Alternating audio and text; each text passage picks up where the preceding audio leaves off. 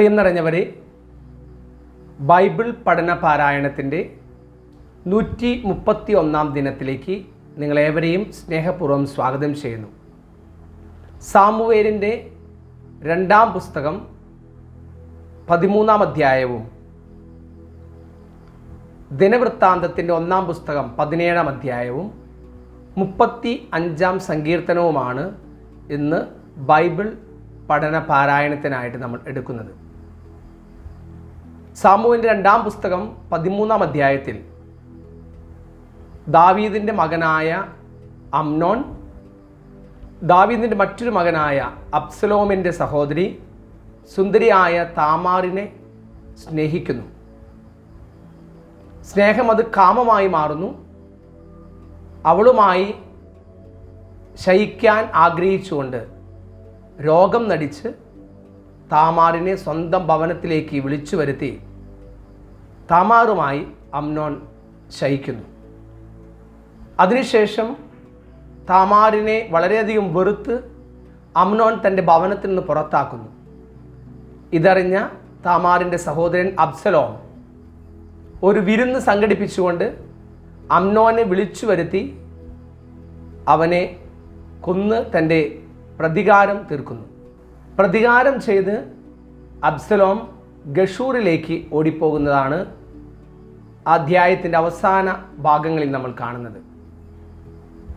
ദാവീദ് ഇതറിഞ്ഞ് വളരെയധികം വിഷമിക്കുകയും സങ്കടപ്പെടുകയും ചെയ്യുന്നുണ്ട്.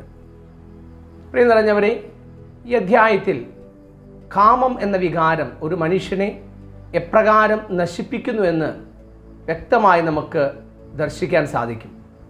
ഒപ്പം പ്രതികാരം ഒന്നിനും ഒരു പരിഹാരമല്ല എന്നുള്ള സന്ദേശവും ഈ വചനഭാഗം നമുക്ക് നൽകുന്നുണ്ട്. 1 ദിനവൃത്താന്തം 17-ാം അധ്യായത്തിൽ നാഥാൻ്റെ പ്രവചനവും ദാവീദിൻ്റെ നന്ദി പ്രകാശനവും നമ്മൾ കാണുന്നു. സാമുവേലിൻ്റെ 2-ാം പുസ്തകം 7-ാം അധ്യായത്തിൻ്റെ ആവർത്തനമാണ് ഈ ദിനവൃത്താന്തം 1 ദിനവൃത്താന്തം 17-ാം അധ്യായം. ദാവീദ് തൻ്റെ കൊട്ടാരത്തിൽ വസിക്കുമ്പോൾ കർത്താവ് കൂടാരത്തിലാണ് വസിക്കുന്നതെന്ന് 1 ദിനവൃത്താന്തം 17-ാം അധ്യായത്തിൽ നാഥാൻ്റെ പ്രവചനവും ദാവീദിൻ്റെ നന്ദി പ്രകാശനം വിവരിക്കുന്നു. സാമുവേലിൻ്റെ 2-ാം പുസ്തകം 7-ാം അധ്യായത്തിൻ്റെ ആവർത്തനമാണ് ഈ വചനഭാഗം. ദാവീദ് നാഥാനോട് പറയുന്നു, ഞാൻ കൊട്ടാരത്തിൽ വസിക്കുന്നു, എന്നാൽ കർത്താവ് ആകട്ടെ കൂടാരത്തിൽ വസിക്കുന്നു. നാഥാൻ ദാവീദിനോട് പറയുന്നു, കർത്താവ് നിന്നോട് കൂടെയുണ്ട്, നീ ആഗ്രഹിക്കുന്ന പോലെ ചെയ്യുക. എന്നാൽ കർത്താവ് ദാവീദിനോട് അരുളി ചെയ്തു, നിന്റെ മക്കളിൽ ഒരുവനെ ഞാൻ ഉയർത്തും, അവൻ്റെ രാജ്യം എന്നേക്കും സുസ്ഥിരമായിരിക്കും, അവൻ എനിക്ക് വേണ്ടി ആലയം പണിയും. ദാവീദ് കർത്താവിന് നന്ദി പറയുകയും കർത്താവ് അരുളി ചെയ്ത ഈ വാഗ്ദാനം എല്ലാ ജനതകൾക്കും അനുഗ്രഹമായി മാറട്ടെ എന്ന് പ്രാർത്ഥിക്കുകയും ചെയ്യുന്നു. 35-ാം സങ്കീർത്തനം കർത്താവെ നീതി നടത്തിത്തരണമേ എന്നുള്ള ദാവീദിൻ്റെ പ്രാർത്ഥനയാണ്. ശത്രുക്കളുടെ മേൽ നീതി നടത്തരുവാൻ ദാവീദ് കർത്താവിനോട് പ്രാർത്ഥിക്കുന്നു. കർത്താവ് എനിക്ക് നീതി നടത്തി തരുമ്പോൾ എൻ്റെ അസ്ഥികൾ അവിടുത്തെ പ്രഘോഷിക്കും, ഞാൻ കർത്താവിൽ ആനന്ദിക്കുമെന്ന് ദാവീദ് ഉറക്കെ ഉദ്ഘോഷിക്കുകയാണ് ഈ സങ്കീർത്തനത്തിൽ. കർത്താവെ മൗനമായിരിക്കരുതേ, എന്നിൽ നിന്ന് അകന്നു നിൽക്കരുതേ എന്ന് ദാവീദ് യാചിക്കുന്നു. തൻ്റെ ദാസൻ്റെ ശ്രേയസ്സിൽ സന്തോഷിക്കുന്ന കർത്താവ് വലിയവനാണ് എന്ന് ദാവീദ് ഈ സങ്കീർത്തനം ഉദ്ഘോഷിക്കുകയാണ്. എൻ്റെ നാവ് രാവും പകലും കർത്താവിൻ്റെ നീതിയും സ്നേഹവും പ്രഘോഷിക്കുമെന്ന് ഉച്ചത്തിൽ പ്രാർത്ഥിച്ചുകൊണ്ട് എൻ്റെ നാവ് അവിടുത്തെ നീതിയും സ്തുതിയും രാപ്പകൽ പ്രഘോഷിക്കുമെന്ന് ഉച്ചത്തിൽ പ്രകീർത്തിച്ചുകൊണ്ട് 35-ാം സങ്കീർത്തനം സമാപിക്കുന്നു. അധ്യായം 13. ദാവീദിന്റെ മകൻ അബ്സലോമിന് സുന്ദരിയായ ഒരു സഹോദരി ഉണ്ടായിരുന്നു. താമാർ എന്നായിരുന്നു അവളുടെ പേര്. ദാവീദിന്റെ മറ്റൊരു മകനായ അമ്നോൻ അവളെ കാംക്ഷിച്ചു. കന്യകയായ അവളെ സമീപിക്കുക അസാധ്യമെന്ന് കരുതിയ അമ്നോൻ അവളെ പ്രതി രോഗാതുരനായി തീർന്നു. അമ്നോന് യോനാദാബ് എന്നൊരു സ്നേഹിതനുണ്ടായിരുന്നു. ദാവീദിന്റെ സഹോദരൻ ഷിമെയായുടെ മകനായ അവൻ വലിയ സൂത്രശാലിയായിരുന്നു. അവൻ അമ്നോനോട് ചോദിച്ചു, അല്ലയോ രാജകുമാര, നീ ഓരോ ദിവസവും ദുഃഖാർത്ഥനായി കാണപ്പെടുന്നത് എന്ത്? എന്റെ സഹോദരൻ അബ്സലോമിന്റെ സഹോദരി താമാറിനെ ഞാൻ സ്നേഹിക്കുന്നു. അമ്നോൻ മറുപടി പറഞ്ഞു. യോനാദാബ് ഉപദേശിച്ചു, രോഗം നടിച്ച് കിടക്കുക. നിന്റെ പിതാവ് നിന്നെ കാണാൻ വരുമ്പോൾ എൻ്റെ സഹോദരി താമാർ വന്ന് എനിക്ക് ഭക്ഷണം തരട്ടെ. അവളുടെ കയ്യിൽ നിന്ന് ഞാൻ വാങ്ങി ഭക്ഷിക്കേണ്ടതിന് ഞാൻ കാണുകെ അവൾ തന്നെ ഭക്ഷണം ഒരുക്കട്ടെ എന്ന് അവനോട് പറയുക. അങ്ങനെ അമ്നോൻ രോഗം നടിച്ചു കിടന്നു. രാജാവ് കാണാൻ വന്നപ്പോൾ അവൻ രാജാവിനോട് പറഞ്ഞു, എന്റെ സഹോദരി താമാർ വന്ന് എന്റെ മുൻപിൽ വെച്ച് തന്നെ അപ്പമുണ്ടാക്കി അവൾ തന്നെ എനിക്ക് വിളമ്പി തരട്ടെ. അപ്പോൾ ദാവീദ് കൊട്ടാരത്തിൽ താമാറിന്റെ അടുക്കൽ ആളയച്ചു പറഞ്ഞു, നിന്റെ സഹോദരൻ അമ്നോന്റെ വീട്ടിൽ ചെന്ന് അവന് ഭക്ഷണം ഉണ്ടാക്കി കൊടുക്കുക. അങ്ങനെ താമാർ തന്റെ സഹോദരൻ അമ്നോന്റെ വീട്ടിൽ ചെന്നു. അവൻ കിടക്കുകയായിരുന്നു. അവൾ മാവ് കുഴിച്ച് അവൻ കാണെ അടച്ചുട്ടു. അവൾ അത് വറചട്ടിയിൽ നിന്നെടുത്ത് അവന് കൊടുത്തു. എന്നാൽ അവൻ ഭക്ഷിച്ചില്ല. എല്ലാവരെയും ഇവിടെ നിന്ന് പുറത്താക്കുക അമ്നോൻ ആവശ്യപ്പെട്ടു. അങ്ങനെ എല്ലാവരും പുറത്തുപോയി. അപ്പോൾ അമ്നോൻ താമാറിനോട് പറഞ്ഞു, നിന്റെ കയ്യിൽ നിന്ന് തന്നെ ഞാൻ ഭക്ഷിക്കേണ്ടതിന് ഭക്ഷണം ഉൾമുറിയിലേക്ക് കൊണ്ടുവരിക. താമാർ അടയെടുത്ത് തന്റെ സഹോദരനായ അമ്നോന്റെ മുറിയിൽ ചെന്നു. അവൾ അതും കൊണ്ട് അടുത്തു ചെന്നപ്പോൾ അവൻ അവളെ കടന്നുപിടിച്ച്, സഹോദരി എന്റെ കൂടെ കിടക്കുക എന്ന് പറഞ്ഞു. ഇല്ല സഹോദര, എന്നെ അപമാനിക്കരുതേ. ഇസ്രായേലിൽ ഇത് നിഷിദ്ധമല്ലേ? വഷളത്വം പ്രവർത്തിക്കരുത്. മറ്റുള്ളവരുടെ മുൻപിൽ ഞാൻ എങ്ങനെ തല ഉയർത്തി നടക്കും? ഇസ്രായേലിൽ നിനക്കും ദുഷ്കീർത്തി വരുമല്ലോ. ദയവായി രാജാവിനോട് അപേക്ഷിക്കുക. അവൻ എന്നെ നിനക്ക് വിവാഹം ചെയ്തു തരും. അവൾ കേണപേക്ഷിച്ചു. അവളുടെ അപേക്ഷ അവൻ ശ്രദ്ധിച്ചില്ല. ബലം പ്രയോഗിച്ച് അവളുമായി ശയിച്ചു. പിന്നെ അമ്നോൻ അവളെ അത്യധികം വെറുത്തു.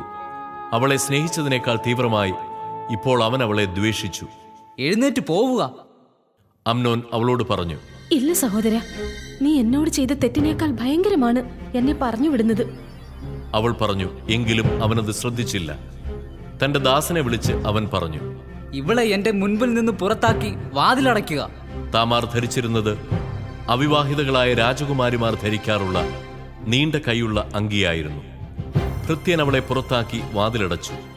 താമാർ തലയിൽ ചാരം വിതറി താൻ ധരിച്ചിരുന്ന നീണ്ട അങ്കി വലിച്ചു കീറി തലയിൽ കൈവച്ച് ഉറക്കെ നിലവിളിച്ചു കൊണ്ടുപോയി.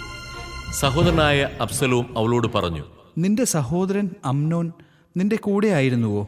ആകട്ടെ സഹോദരി, സമാധാനമായിരിക്കുക. അവൻ നിന്റെ സഹോദരനാണല്ലോ, നീ ദുഃഖിക്കരുത്. അങ്ങനെ താമാർ സഹോദരനായ അബ്സലോമിന്റെ ഭവനത്തിൽ ദുഃഖിതയും ഏകാകിനിയുമായി കഴിഞ്ഞു. ദാവീദ് രാജാവ് ഇത് കേട്ടപ്പോൾ അത്യന്തം കോപിച്ചു. അബ്സലോമാകട്ടെ അമ്നോനോട് ഗുണമോ ദോഷമോ പറഞ്ഞില്ല. തന്റെ സഹോദരി താമാറിനെ മാനഭംഗപ്പെടുത്തിയതിനാൽ അവനെ വെറുത്തു. 2 വർഷം കഴിഞ്ഞ് അബ്സലോമിന് എഫ്രായിം പട്ടണത്തിനടുത്ത് ബാൽഹസോറിൽ വെച്ച് ആടുകളെ രോമം കത്രിക്കുന്ന ഉത്സവമുണ്ടായിരുന്നു. രാജകുമാരന്മാരെയെല്ലാം അവൻ ക്ഷണിച്ചു. അബ്സലോം രാജസന്നിധിയിൽ ചെന്ന് പറഞ്ഞു, തിരുമേനി, എൻ്റെ ആടുകളുടെ രോമം കത്തിരിക്കുകയാണ്. അങ്ങ് സേവകരുമൊത്ത് വിരുന്നാഘോഷങ്ങളിൽ സംബന്ധിക്കണം. ഇല്ല മകനെ, ഞങ്ങൾ എല്ലാവരും വന്നാൽ നിനക്ക് ബുദ്ധിമുട്ടായിത്തീരും. രാജാവ് മറുപടി പറഞ്ഞു. അബ്സലോം നിർബന്ധിച്ചെങ്കിലും രാജാവ് പോകാതെ അവന് മംഗളം നേർന്നു. അപ്പോൾ അബ്സലോം പറഞ്ഞു, അങ്ങനെയെങ്കിൽ എൻ്റെ സഹോദരൻ അമ്നോൻ വരാൻ അനുവദിക്കണമേ. അവൻ പോരുന്നത് എന്തിന്? രാജാവ് ചോദിച്ചു. എന്നാൽ അബ്സലോം നിർബന്ധിച്ചപ്പോൾ അമ്നോനും മറ്റു രാജകുമാരന്മാരും പോകാൻ രാജാവ് അനുവദിച്ചു. അബ്സലോം ദാസന്മാർക്ക് നിർദ്ദേശം നൽകി, അമ്നോൻ വീഞ്ഞു കുടിച്ച് മത്തനാകുമ്പോൾ അവനെ വെട്ടുക എന്ന് ഞാൻ പറയുമ്പോൾ അവനെ കൊന്നുകളയണം. ഭയപ്പെടേണ്ട, ഞാനല്ലേ നിങ്ങളോട് കൽപ്പിക്കുന്നത്. അബ്സലോം കൽപ്പിച്ചതുപോലെ ഭൃത്യന്മാർ അമ്നോനെ കൊന്നു. രാജകുമാരന്മാർ കോവർ കഴുതപ്പുറത്തു കയറി ഓടിപ്പോയി. അവർ കൊട്ടാരത്തിലെത്തുന്നതിന് മുൻപ് തന്നെ അബ്സലോം അവരെയെല്ലാം കൊന്നു. ആരും ശേഷിച്ചിട്ടില്ല എന്നൊരു വാർത്ത ദാവീദിന്റെ ചെവിയിലെത്തി. രാജാവ് എഴുന്നേറ്റ് വസ്ത്രം കീറി തറയിൽ കിടന്നു. കൂടെയുണ്ടായിരുന്ന ഭൃത്യന്മാരും വസ്ത്രം കീറി. എന്നാൽ ദാവീദിന്റെ സഹോദരൻ ഷിമെയായുടെ മകൻ യോനാദാബ് പറഞ്ഞു, രാജാവേ, അങ്ങയുടെ എല്ലാ പുത്രന്മാരെയും കൊന്നു എന്ന് ധരിക്കരുത്. അമ്നോൻ മാത്രമേ മരിച്ചിട്ടുള്ളൂ. തൻ്റെ സഹോദരി താമാറിനെ അമ്നോൻ അപമാനിച്ചപ്പോൾ മുതൽ ഇത് ചെയ്യാൻ അബ്സലോം ഉറച്ചിരുന്നെന്ന് വ്യക്തം. അതുകൊണ്ട് അങ്ങയുടെ പുത്രന്മാരെല്ലാം കൊല്ലപ്പെട്ടു എന്ന വാർത്ത വിശ്വസിക്കരുത്. അമ്നോൻ മാത്രമേ മരിച്ചിട്ടുള്ളൂ. അബ്സലോം ഓടിപ്പോയി. ഇതിനിടെ വലിയൊരു ജനക്കൂട്ടം ഹെറോണോയിമിൽ നിന്നുള്ള പാത വഴി മലയിറങ്ങി വരുന്നത് കാവൽ ഭടന്മാരിൽ ഒരുവൻ കണ്ടു. അവൻ രാജാവിനെ അറിയിച്ചു. അപ്പോൾ യോനാദാബ് രാജാവിനോട് പറഞ്ഞു, അതാ ഞാൻ പറഞ്ഞതുപോലെ തന്നെ രാജകുമാരന്മാർ വരുന്നു. അവൻ ഇത് പറഞ്ഞു തീർന്നയുടനെ രാജകുമാരന്മാർ അടുത്തെത്തി ഉറക്കെ നിലവിളിച്ചു. രാജാവും ഭൃത്യന്മാരും അതീവ ദുഃഖത്തോടെ കരഞ്ഞു. അബ്സലോം ഓടി അമ്മീഹൂദിന്റെ മകൻ ഗഷൂർ രാജാവായ തൽമായിയുടെ അടുക്കൽ ചെന്നു. തന്റെ മകൻ അബ്നോനെ ഓർത്ത് ദാവീദ് വളരെ കാലം ദുഃഖിച്ചു. ഗഷൂറിലേക്ക് ഓടിപ്പോയ അബ്സലോം അവിടെ 3 വർഷം താമസിച്ചു. അമ്നോന്റെ മരണത്തിലുള്ള ദുഃഖം ശമിച്ചപ്പോൾ അബ്സലോമിനെ കാണാൻ ദാവീദ് അതിയായി ആഗ്രഹിച്ചു. അധ്യായം 17. ദാവീദ് കൊട്ടാരത്തിൽ വസിക്കുമ്പോൾ പ്രവാചകനായ നാഥാനോട് പറഞ്ഞു, ഞാൻ ദേവദാരു നിർമ്മിതമായ കൊട്ടാരത്തിൽ വസിക്കുന്നു. എന്നാൽ കർത്താവിന്റെ പേടകം കൂടാരത്തിലാണ്. നാഥാൻ ദാവീദിനോട് പറഞ്ഞു, നീ വിചാരിക്കുന്നത് പോലെ ചെയ്യുക, ദൈവം നിന്നോട് കൂടെയുണ്ട്. എന്നാൽ ആ രാത്രിയിൽ കർത്താവ് നാഥാനോട് അരുളി ചെയ്തു, എന്റെ ദാസനായ ദാവീദിനോട് പറയുക, കർത്താവ് അരുളി ചെയ്യുന്നു, എനിക്ക് വസിക്കാൻ നീ ആലയം പണിയുകയില്ല. ഇസ്രായേലിനെ നയിക്കാൻ തുടങ്ങിയത് മുതൽ ഇന്നുവരെ ഞാൻ ആലയത്തിൽ വസിച്ചിട്ടില്ല. കൂടാരത്തിൽ നിന്ന് കൂടാരത്തിലേക്കും ഒരിടത്തു നിന്ന് മറ്റൊരിടത്തേക്കും ഞാൻ സഞ്ചരിച്ചു. ഇസ്രായേലിനോട് കൂടെ സഞ്ചരിക്കുമ്പോൾ എപ്പോഴെങ്കിലും എന്റെ ജനത്തെ മേയിക്കാൻ നിയോഗിച്ച ഇസ്രായേൽ ന്യായാധിപന്മാരിൽ ആരോടെങ്കിലും എനിക്ക് ദേവദാരു കൊണ്ട് ആലയം പണിയിക്കാത്തതെന്തുകൊണ്ട് എന്ന് ഞാൻ ചോദിച്ചിട്ടുണ്ടോ? എന്റെ ദാസനായ ദാവീദിനോട് നീ പറയണം, സൈന്യങ്ങളുടെ കർത്താവ് അരുളി ചെയ്യുന്നു, ആടുമേയിച്ച് നടന്ന നിന്നെ എന്റെ ജനമായ ഇസ്രായേലിന് രാജാവായി ഞാൻ തെരഞ്ഞെടുത്തു. നീ പോയിടത്തെല്ലാം ഞാൻ നിന്നോട് കൂടെയുണ്ടായിരുന്നു. നിന്റെ മുൻപിൽ നിന്ന് ശത്രുക്കളെയെല്ലാം ഞാൻ ഛേദിച്ചു കളഞ്ഞു. ഞാൻ നിന്നെ ഭൂമിയിലെ എല്ലാ മഹാന്മാരെയും കാൾ കീർത്തിമാനാക്കും. എന്റെ ജനമായ ഇസ്രായേലിന് ഞാനൊരു സ്ഥലം നിശ്ചയിക്കും. സ്വന്തം സ്ഥലത്ത് അവർ സ്വൈര്യമായി വാസമുറപ്പിക്കും. ഇസ്രായേലിനെ ഭരിക്കാൻ ന്യായാധിപന്മാരെ നിയമിച്ച ആദ്യകാലത്തെന്ന പോലെ അക്രമികൾ ഇനിയവരെ നശിപ്പിക്കുകയില്ല. നിന്റെ ശത്രുക്കളെ ഞാൻ കീഴ്പ്പെടുത്തും. കൂടാതെ ഞാൻ നിനക്ക് ഒരു ഭവനം പണിയും. നീ ആയുസ് പൂർത്തിയാക്കി പിതാക്കന്മാരോട് ചേരുമ്പോൾ നിന്റെ പിൻഗാമിയായി നിന്റെ മക്കളിൽ ഒരുവനെ തന്നെ ഞാൻ ഉയർത്തുകയും അവന്റെ രാജ്യം സുസ്ഥിരമാക്കുകയും ചെയ്യും. അവൻ എനിക്ക് ആലയം പണിയും. അവന്റെ സിംഹാസനം ഞാൻ എന്നേക്കും നിലനിർത്തും. ഞാൻ അവന് പിതാവായിരിക്കും, അവൻ എനിക്ക് പുത്രനും. നിന്റെ മുൻഗാമിയിൽ നിന്ന് എന്ന പോലെ ഞാൻ എന്റെ സ്നേഹം അവനിൽ നിന്ന് പിൻവലിക്കുകയില്ല. ഞാൻ അവനെ എന്റെ ഭവനത്തിലും എന്റെ രാജ്യത്തിലും എന്നേക്കും ഉറപ്പിക്കും. അവന്റെ സിംഹാസനം എന്നും നിലനിൽക്കും. ഈ ദർശനവും വാക്കുകളും നാഥാൻ ദാവീദിനെ അറിയിച്ചു. അപ്പോൾ ദാവീദ് രാജാവ് അകത്തുപോയി കർത്താവിന്റെ സന്നിധിയിൽ ഇരുന്നു പറഞ്ഞു, കർത്താവായ ദൈവമേ, അവിടുന്ന് എന്നെ ഈ നിലയിലെത്തിക്കാൻ ഞാനോ എന്റെ കുടുംബമോ എന്തുള്ളൂ? ദൈവമേ, അവിടത്തേക്കിത് നിസ്സാരമായിരുന്നു. ഈ ദാസന്റെ കുടുംബത്തിന് വരാൻ പോകുന്ന കാര്യങ്ങൾ കൂടി അവിടുന്ന് വെളിപ്പെടുത്തിയിരിക്കുന്നു. വരാനിരിക്കുന്ന തലമുറകളെ അവിടുന്ന് എനിക്ക് കാണിച്ചു തന്നിരിക്കുന്നു. അങ്ങ് ഈ ദാസന് നൽകിയ ബഹുമാനത്തെക്കുറിച്ച് ദാവീദിന് ഇനി എന്തു പറയാൻ കഴിയും? ഈ ദാസനെ അവിടുന്ന് അറിയുന്നുവല്ലോ. കർത്താവേ, ഈ ദാസന് വേണ്ടി ഈ വലിയ കാര്യങ്ങളെല്ലാം അവിടുന്ന് സ്വമനസാ ചെയ്തിരിക്കുന്നു. അവ പ്രസിദ്ധമാക്കുകയും ചെയ്തിരിക്കുന്നു. കർത്താവേ, അങ്ങയെപ്പോലെ മറ്റൊരു ദൈവത്തെപ്പറ്റി ഞങ്ങൾ കേട്ടിട്ടില്ല. അങ്ങല്ലാതെ വേറെ ദൈവമില്ല. അവിടുത്തെ ജനമായ ഇസ്രായേലിനെ പോലെ ഭൂമിയിൽ വേറെ ഏത് ജനമുണ്ട്? അങ്ങ് ഇസ്രായേലിനെ ഈജിപ്തിൽ നിന്ന് മോചിപ്പിച്ച് സ്വന്തം ജനമാക്കി.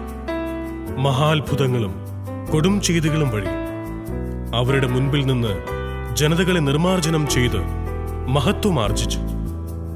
കർത്താവേ, അങ്ങ് ഇസ്രായേലിനെ എന്നേക്കും അങ്ങയുടെ ജനമായി തിരഞ്ഞെടുത്തു. അങ്ങ് അവർക്ക് ദൈവമായി തീർന്നു. കർത്താവേ, ഈ ദാസനെയും കുടുംബത്തെയും സംബന്ധിക്കുന്ന അങ്ങയുടെ വാക്ക് എന്നേക്കും നിലനിൽക്കട്ടെ. അരുളി ചെയ്തതുപോലെ അവിടുന്ന് പ്രവർത്തിക്കണമേ. അങ്ങയുടെ നാമം എന്നേക്കും നിലനിൽക്കുകയും സൈന്യങ്ങളുടെ ദൈവമായ കർത്താവാണ് ഇസ്രായേലിന്റെ ദൈവമെന്ന് ഉദ്ഘോഷിക്കപ്പെടുകയും ചെയ്യട്ടെ. അങ്ങയുടെ ഈ ദാസന്റെ ഭവനം എന്നേക്കും അങ്ങയുടെ മുൻപിൽ നിലനിൽക്കട്ടെ. എന്റെ ദൈവമേ, അവിടുന്ന് ഈ ദാസന് വേണ്ടി ഒരു ഭവനം പണിയുമെന്ന് വെളിപ്പെടുത്തിയിരിക്കുന്നു. അതുകൊണ്ട് അങ്ങയുടെ സന്നിധിയിൽ ഇങ്ങനെ പ്രാർത്ഥിക്കാൻ ഈ ദാസൻ ധൈര്യപ്പെടുന്നു. കർത്താവേ, അങ്ങാണ് ദൈവം. ഈ ദാസന് ഈ വലിയ നന്മകൾ അങ്ങ് വാഗ്ദാനം ചെയ്തിരിക്കുന്നു. ആകയാൽ അവിടുത്തെ ദാസന്റെ ഭവനത്തെ അനുഗ്രഹിക്കാൻ തിരുമനസ്സാകണമേ. അങ്ങനെ അത് എന്നും അവിടുത്തെ മുൻപിലായിരിക്കട്ടെ. എന്തെന്നാൽ കർത്താവേ, അങ്ങ് അനുഗ്രഹിച്ചത് എന്നേക്കും അനുഗ്രഹീതമായിരിക്കും. ആത്മാർത്ഥത ഒറ്റിക്കൊടുക്കപ്പെടുന്ന നിമിഷങ്ങളുണ്ട്. അത്തരം അനുഭവങ്ങൾ കർത്തൃസന്നിധിയിൽ ചൊരിഞ്ഞ് നീതിക്കായി പ്രാർത്ഥിക്കുകയാണ് 35-ാം സങ്കീർത്തന കർത്താവ്.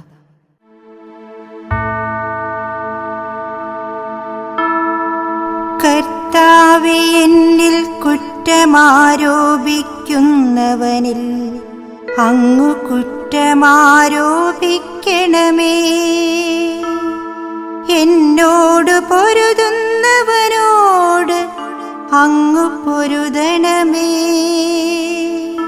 കവചവും പരിചയം ധരിച്ച് എന്റെ സഹായത്തിനു വരണമേ.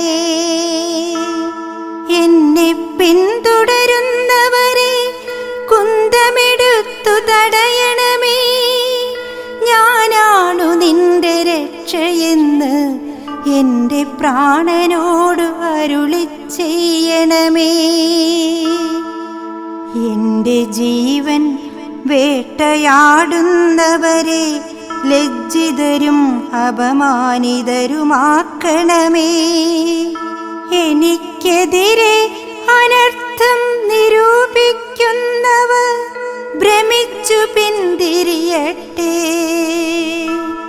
അവരെ കർത്താവിന്റെ ദൂതൻ ആട്ടിപ്പായിക്കട്ടെ. അവർ കാറ്റിൽ പെട്ട പതിരുപോലെയാകട്ടെ. കർത്താവിന്റെ ദൂതൻ അവരെ അനുധാവനം ചെയ്യട്ടെ. അവരുടെ വഴി അന്ധകാരപൂർണവും തെന്നി വീഴുന്നതുമാകട്ടെ.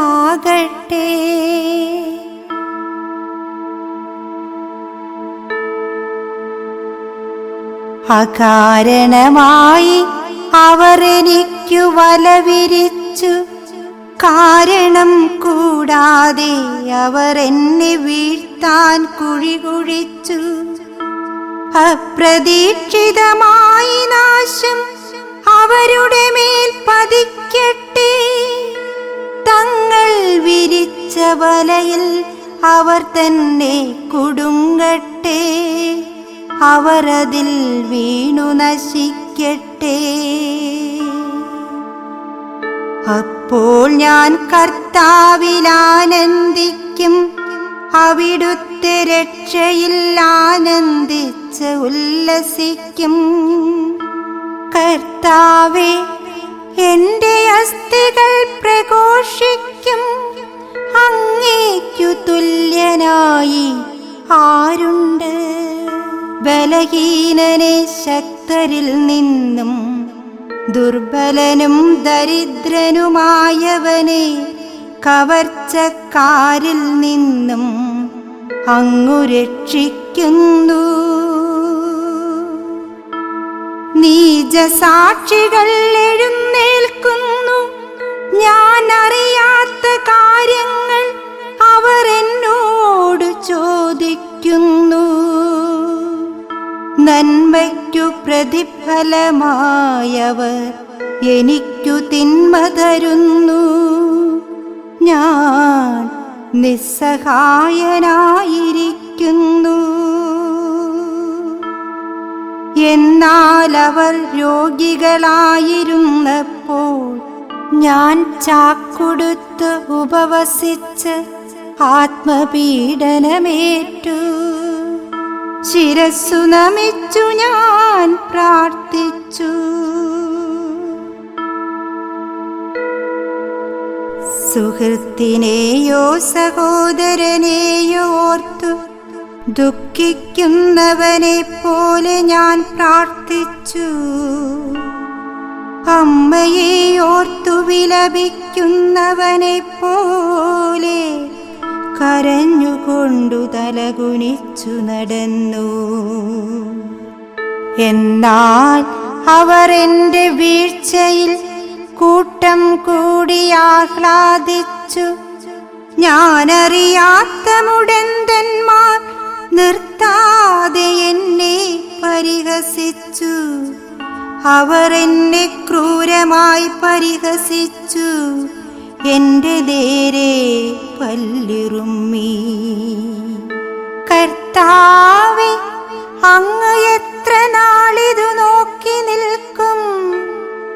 അവരുടെ ആക്രമണങ്ങളിൽ നിന്ന് എന്നെ രക്ഷിക്കണമേ. ഈ സിംഹങ്ങളിൽ നിന്ന് എൻ്റെ ജീവനെ രക്ഷിക്കണമേ. അപ്പോൾ ഞാൻ മഹാസഭയിൽ അങ്ങേക്കു നന്ദി പ്രകാശിപ്പിക്കും. ജനസമൂഹത്തിൽ ഞാൻ അങ്ങയെ സ്തുതിക്കും. വഞ്ചകരായ എൻ്റെ ശത്രുക്കൾ എന്നെ നോക്കി സന്തോഷിക്കാനിടയാക്കരുതേ. അകാരണമായി എന്നെ വെറുക്കുന്നവർ കണ്ണിറുക്കാനിടയാക്കരുതേ. അവർ സമാധാനത്തെപ്പറ്റി സംസാരിക്കുന്നില്ല. ശാന്തമായി താമസിക്കുന്നവർക്കെതിരെ വഞ്ചന നിരൂപിക്കുന്നു. അവർ എൻ്റെ നേരെ വായ് പിളർന്നിരിക്കുന്നു. ഹായ്, ഞങ്ങൾ അതു നേരിൽ കണ്ടു എന്ന് അവർ പറയുന്നു. കർത്താവേ, അവിടുന്നു കണ്ടിട്ടുണ്ടല്ലോ. അവിടുന്നു മൗനമായിരിക്കരുതേ.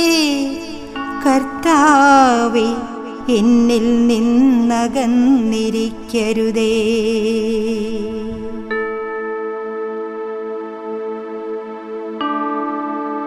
എന്റെ ദൈവമായ കർത്താവേ, എനിക്കു നീതി നടത്തിത്തരാൻ ഉണർന്നെഴുന്നേൽക്കണമേ. എന്റെ ദൈവമായ കർത്താവേ, അങ്ങയുടെ നീതിക്കൊത്ത് എനിക്കു നീതി നടത്തിത്തരേണമേ. അവർ എൻ്റെ മേൽ വിജയം ആഘോഷിക്കാൻ ഇടയാക്കരുതേ. ഞങ്ങളുടെ ആഗ്രഹം സാധിച്ചുവെന്ന് അവർ പറയാതിരിക്കട്ടെ. ഞങ്ങൾ അവനെ വിഴുങ്ങിയെന്ന് അവർ വീമ്പിളക്കാതിരിക്കട്ടെ. എന്റെ അനർത്ഥത്തിൽ ആഹ്ലാദിക്കുന്നവർ ലജ്ജിച്ചു സംഭ്രമിക്കട്ടെ. എനിക്കെതിരെ അഹങ്കരിക്കുന്നവരെ ലജ്ജയും അപമാനവും പൊതിയട്ടെ.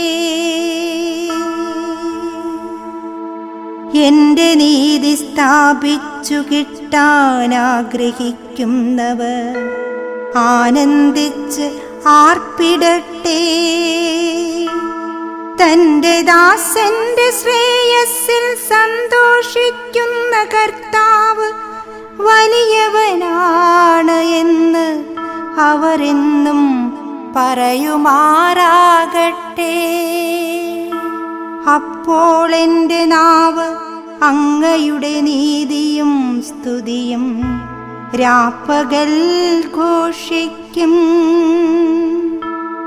അപ്പോൾ എൻ്റെ നാവ് അങ്ങയുടെ നീതിയും സ്തുതിയും രാപ്പകൽ ഘോഷിക്കും.